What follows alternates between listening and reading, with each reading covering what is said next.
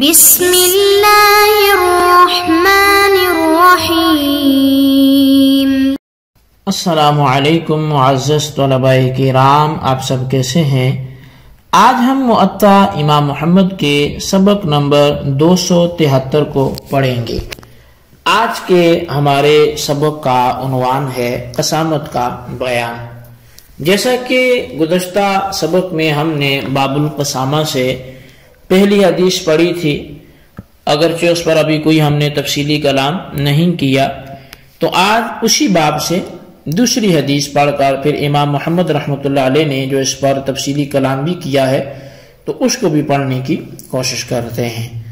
تو حدیث پاک کی طرف بڑھتے ہیں۔ امام محمد رحمۃ اللہ علیہ لکھتے ہیں کہ اخبرنا مالک حدثنا ابو لیلى بن عبد الله بن عبد الرحمن عن سهل بن ابي حسمة انه اخبره رجال من كبراء قومه ان عبد الله بن سهل ومحيصة خرجا الى خيبر من جهد اصابهما، فاتى محيصة فأخبر أن عبد الله بن سهل قد قتل وطرح في فقير أو عين، فأتى يهودا فقال أنتم قتلتموه؟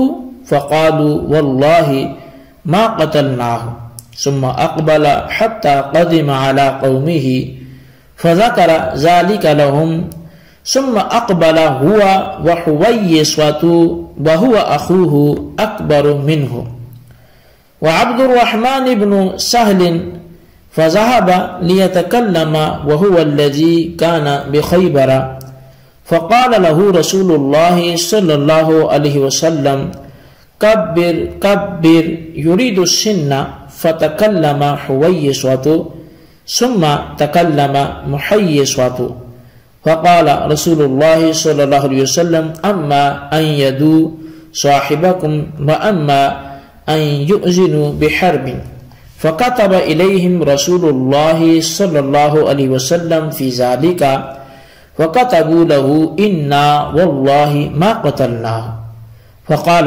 رسول الله صلى الله عليه وسلم لحويصة ومحيصة وعبد الرحمن تحلفون وتستحقون دم صاحبكم؟ قالوا لا، قال فتحلف لكم يهود؟ قالوا لا ليسوا بمسلمين، فوداه رسول الله صلى الله عليه وسلم من عنده، فبعث إليهم ب100 ناقة حتى أدخلت عليهم الدار، قال سهل بن ابی حسمة لقد رقدتنی منها ناقة حمراء۔ یہ ایک طویل حدیث پاک تھی جس کو امام محمد رحمۃ اللہ علیہ نے امام مالک سے روایت کیا۔ امام مالک نے ابو لیلہ بن عبد الرحمن سے روایت کی اور انہوں نے سہل بن ابو حسمہ سے، اور انہوں نے اپنی قوم کے بڑے بڑے آدمیوں سے خبر دی کہ عبداللہ بن سہل اور محیصہ دونوں تنگ حالی کی وجہ سے خیبر کی طرف چلے گئے۔ کسی نے محیصہ کو آ کر بتایا کہ عبداللہ بن سہل کو قتل کر دیا گیا اور ان کی لاش کو کنویں یا چشمے میں پھینک دیا گیا ہے۔ یہ سن کر حضرت محیصہ یہودیوں کے پاس آئے تو پوچھا کہ کیا تم نے اسے قتل کیا؟ تو کہنے لگے بخدا ہم نے اسے قتل نہیں کیا۔ پھر حضرت جناب محیصہ جو ہیں یہ اپنی قوم کے پاس آئے اور انہیں اس واقعے کی اطلاع دی۔ پھر یہ ان کے بڑے بھائی حویصہ اور عبد الرحمن بن سہل جو خیبر گئے تھے، جو خیبر ان کے ساتھ گئے ہوئے تھے گفتگو کے لیے، جو ان کے پاس آئے تو رسول اللہ صلی اللہ علیہ وسلم نے فرمایا کہ یا تو وہ فرمایا کہ پہلے بڑی بھائی کو بات کرنے دو۔ اس پر حویصہ نے گفتگو کی، پھر محیصہ نے گفتگو کا آغاز کیا تو آپ صلی اللہ علیہ وسلم نے فرمایا یا تو وہ یہودی تمہارے ساتھی کی دیت دیں یا پھر انہیں جنگ کے لیے اعلان کر دو۔ تو نبی علیہ الصلوۃ والسلام نے پھر خیبر کی یہودیوں کو اس بارے میں رکا لکھا تو یہودیوں نے اس کے جواب میں کہا کہ خدا کی قسم ہم نے اسے قتل نہیں کیا۔ پھر نبی علیہ السلام نے حویسہ، محیصہ اور عبد الرحمن بن سہل کو فرمایا کہ تم قسمیں اٹھاؤ اور اپنے ساتھی کے خون کے مستحق ہو جاؤ۔ وہ کہنے لگے کہ ایسا تو ہم نہیں کر سکتے۔ آپ نے فرمایا پھر تمہارے لیے خیبر کے یہودی قسمیں کھائیں گے؟ کہنے لگے ایسا بھی نہیں ہے، کیونکہ وہ تو مسلمان ہی نہیں ہے۔ تو پھر نبی علیہ السلام نے اس کی دیت اپنی طرف سے ادا فرمائی۔ آپ صلی اللہ علیہ وسلم نے ان کی طرف سے 100 اونٹنیاں بھیجی، یہاں تک کہ وہ میرے گھر میں بھی داخل ہو گئیں۔ ساحل بن ابو حسمہ کہتے ہیں کہ ان میں سے ایک سرخ رنگ کی اونٹنی نے لات بھی ماری تھی۔ تو بہرحال یہ ایک حدیث پاک تھی جو یہاں پہ آ کے مکمل ہوئی۔ اب اس کی تشریح میں یا اس پر جو اپنا نظریہ پیش کرنے کے حوالے سے امام محمد رحمۃ اللہ علیہ نے اس حدیث کے بعد لکھا ہے، وہ بھی طویل کلام ہے، تو اب ہم اس کی طرف بڑھتے ہیں۔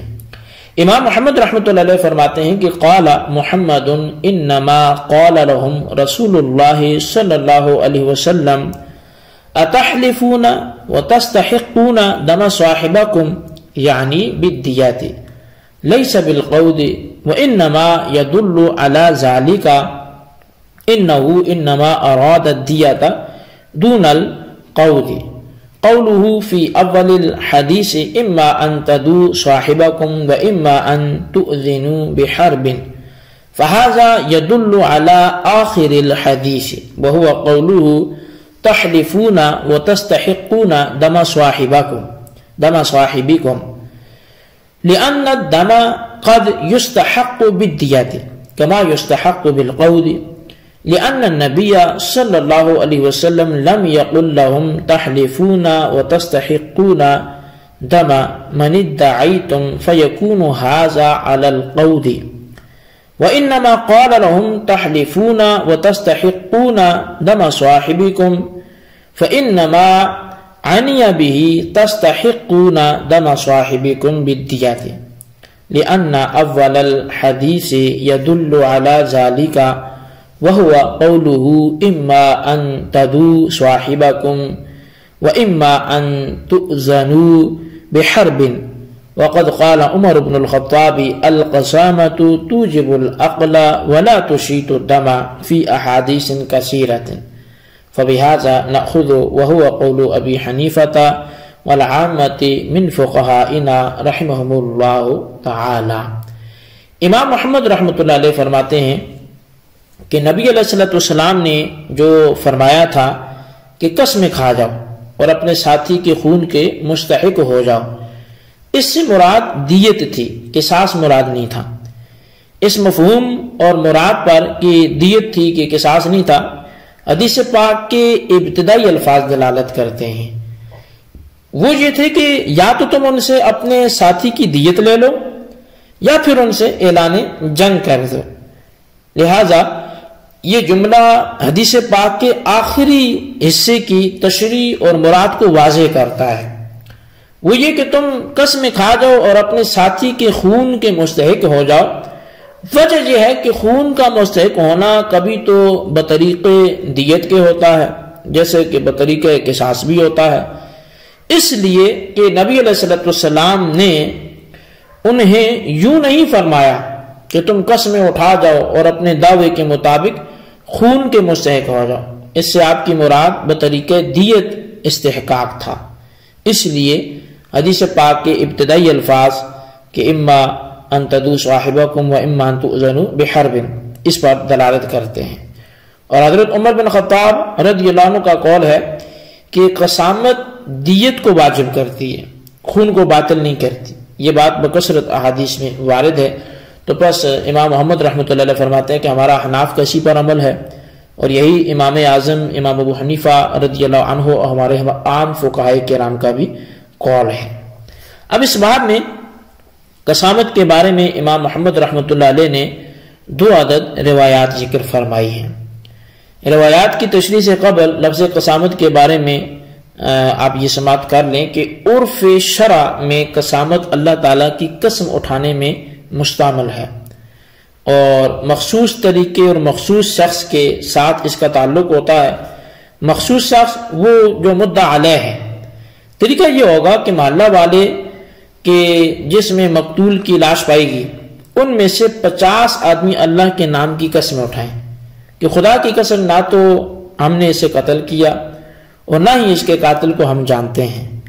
پھر جب وہ قسم اٹھا لیں تو وہ دیت کی ادائیگی کے ذمہ دار ہوں گے، اور یہ طریقہ ہمارے اصحاب کے نزدیک ہے، ائمہ احناف کے ہاں۔ اب دونوں روایات کی شرح جو ہے وہ اس کی جائے گی، اور دونوں کی جو تشریح ہے اسی سے یہ سارا مسئلہ جو ہے وہ بالکل کھل کر واضح ہو جائے گا۔ لیکن اب چونکہ ان کی تشریح تھوڑی طویل ہے اور اس میں اچھا خاصا وقت لگے گا، تو میں چاہوں گا کہ ہم آج کے سبق کو یہیں پہ موقوف رکھتے ہیں، اور اس کی جو تشریح ہے وہ ہم آئندہ درس میں کرتے ہیں، اور اسی پر پھر ہمارا آئندہ درس اس کی تشریح پر مکمل ہوگا۔ تو آج کے سبق کو آپ اچھی طرح اس کے بالخصوص عبارت ہے اس کو پڑھیں، اس کا ترجمہ اچھی طرح کریں، اور پھر اس کی تمہید جو ہے، اس کو قسامت کسے کہتے ہیں، تو اس کو سمجھ لیں، اور آئندہ انشاءاللہ پھر ہم ان دونوں احادیث کی تشریح کو آپ کے سامنے رکھیں گے۔ اللہ تعالیٰ سے دعا کرتے ہیں جو پڑھا سنا اسے یاد رکھنے کی توفیق نصیب فرمائے، آمین بجاہ النبی الامین صلی اللہ علیہ وسلم۔